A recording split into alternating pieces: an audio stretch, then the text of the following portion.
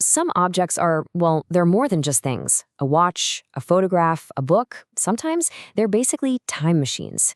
And today we're looking at one of those objects, a simple cookbook that holds a story of family, a snapshot of history, and the actual taste of memory right inside its pages.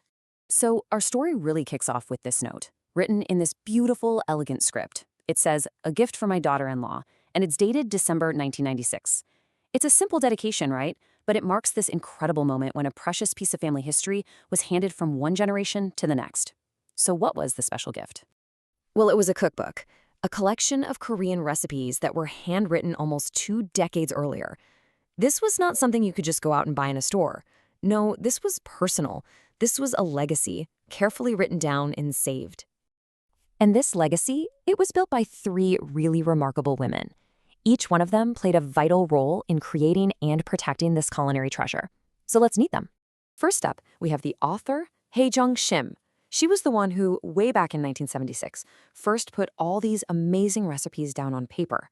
She even used them to teach her own cooking classes, sharing her passion with other people. She's really the heart of this book.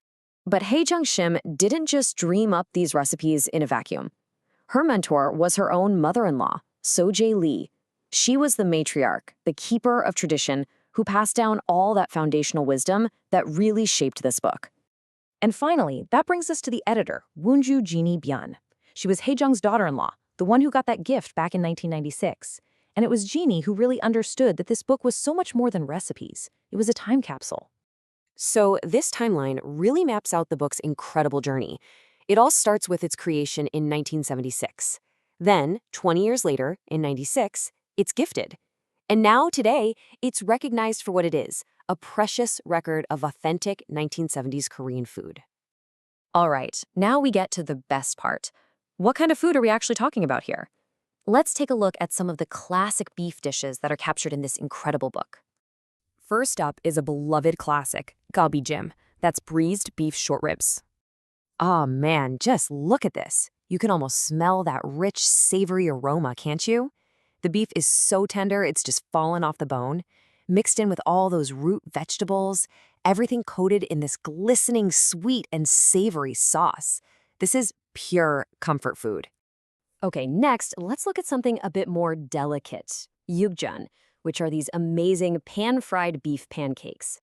You can see that wonderful texture right here. These super thin slices of beef are coated in a light egg batter and then pan-fried to a perfect golden brown.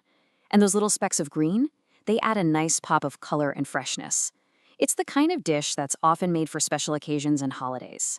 And for those of you with a more adventurous palate, we have gopjangjangul, a spicy hot pot that's made with beef intestines. Now this is a dish that is meant to be shared. Look at that vibrant, bubbling red broth, just packed with vegetables and mushrooms and those savory pieces of gopchang. It's a really deep, flavorful, and communal experience, just perfect for gathering around a table with friends. Seeing these two side by side really shows you the range of this cookbook. On the left, you've got this bold, bubbling, communal hot pot, and on the right, these delicate, individually pan-fried treasures. It's an amazing snapshot of how 1970s Korean cooking was both rustic and refined at the same time. So why is preserving these old recipes so important? Well, it's about more than just the food. It's really about preserving a taste of home.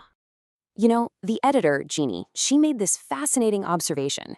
She found that sometimes it was actually easier to find the old-fashioned taste of Korean food abroad than in modern Korea itself. And the reason? It's because immigrants often act like living time capsules, preserving the exact flavors and recipes they knew when they left home. It gets you thinking, doesn't it? Have you ever eaten something that just instantly transported you back to your childhood or to a specific person or a place? That's the power that we're talking about here. Because that's really what this all boils down to. Food is never just food. As we've seen today, food is memory. This 1976 cookbook is so much more than paper and ink. It's a record of a grandmother's wisdom, a mother's love, and a family's entire history, all passed down through the universal language of flavor.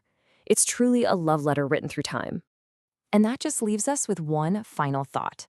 From simple, everyday meals to those big holiday feasts, every single family has its recipes. So just take a moment to think about it. What story does your family's food tell?